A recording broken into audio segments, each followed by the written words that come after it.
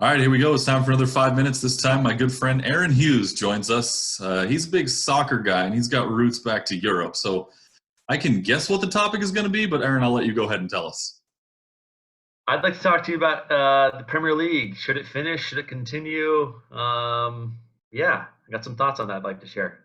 I love it. Well, we got 5 minutes. Let's get after it. So, of course, they're about 29 matches into the season. They have to play 38, of course. A few teams played 28, but let's be honest. I'll get this one out of the way. Liverpool ran away with this thing, right? So they should probably just get the title.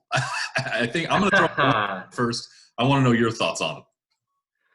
Yeah, look, there's 9 games to go. Liverpool have 9 games to go. They're 25 points clear at the top of the table. They've been incredible. They hit a little bit of a blip in the past month. They lost the first game all season, not much of a blip. Then they lost a couple of games in Europe. They went out of the Champions League. But Liverpool, they're a big team, man. Really well known throughout the world, throughout England, Europe. I mean, they won a lot of trophies. They're very successful in the 80s and in the 90s, but they have never won the Premier League. The Premier League, I think it's only been around since about 92. You're right. Since it was formed as the Premier League. Okay.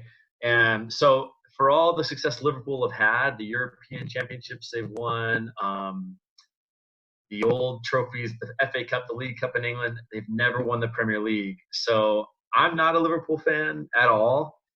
But Ain't that as the truth? a soccer fan, what's that? Ain't that the truth? I know.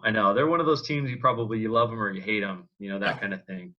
But I think it would be so unfair to just cut the season short with 9 games to go and 25 points clear at the top.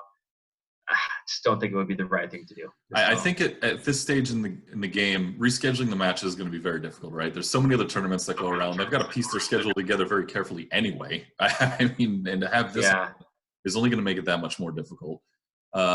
You've got the 4 teams right now that are in Champions League position. I'm going to throw Liverpool out because we can assume they were going to win this thing. Going far and away, they're going to get a clinching spot. You still got 3 other spots there. City and Leicester, 4 points away from each other. And then you got Chelsea with 48. So that gets a little dicey. Let's just say give the 2 teams with the 50 plus. We'll put them in. So now you have Chelsea. Then you've got Manchester United. You've got the Wolves. You've got Sheffield. They're all kind of hanging out there in the low to mid 40s and Chelsea on the higher end of 40s. Maybe a 4-game playoff with a couple ties each. I don't know how you divvy those out. There's only one Europa League spot anymore for the Premier League, right? So maybe set up a little mini tournament amongst those 4 teams, and just whoever wins it gets that last Champions League spot. Your runner-up, Europa. That's a decent. It's a decent idea. The European Championships were supposed to be this summer, right? It was a big international tournament for Europe. That's been postponed till next year. I think the Premier League, they've got to find a way to see out all these last 9 or 10 games, even for Liverpool. English soccer fans, European soccer fans, they love a summer tournament. I mean, they're crazy about it. The scenes at in the World Cup in 2018, you see these people and just thousands of people outside drinking and watching games on big screens. I don't know. Maybe a tournament like that where you play in maybe a neutral venue. Yeah, neutral venue was my big thing too. Probably can't do crank the games out over 3 weeks. It's going to be tough. It's going to be you use your full squad.